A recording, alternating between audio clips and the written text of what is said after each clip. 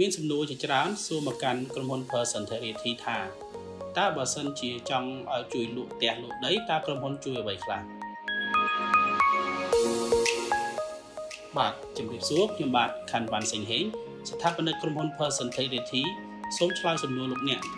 ក្រុមហ៊ុននឹងផ្ដល់សេវាកម្ម10ចំណុចធំៗដូចជា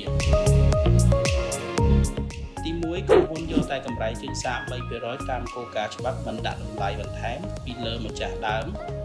ក្រុមហ៊ុនយើងខ្ញុំជាក្រុមហ៊ុនមានអាជ្ញាប័ណ្ណស្របច្បាប់ 100% ទី2ផ្ដល់ជូនការធ្វើកិច្ចសន្យាទិញលក់និងសេវាបន្ថែមត្រាមេធាវី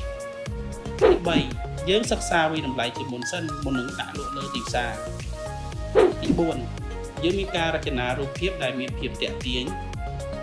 ទី5យើងនឹងផលិតវីដេអូថតដោយដ្រូនប្លង់លើអាកាសសម្រាប់ធ្វើការទីផ្សារផ្សព្វផ្សាយ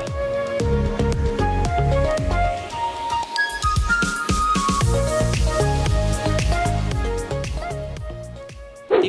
6លើកស្លាកសម្រាប់លក់ឬជួលឲ្យស័ក្តិសមជាមួយនឹងទីតាំងលក់ឬជួលនោះទី7យើងជួយលើកទូរស័ព្ទនិងចរចាជំនួសដោយមានវិជ្ជាជីវៈទី8មានក្រុមការងារប្រចាំការចាំជុំភ្ញៀវទៅមើលទីតាំងផ្ទាល់ទី9យើងមានប្រព័ន្ធផ្សព្វផ្សាយទូលំទូលាយជួយរុញព័ត៌មានដីផ្ទះនោះ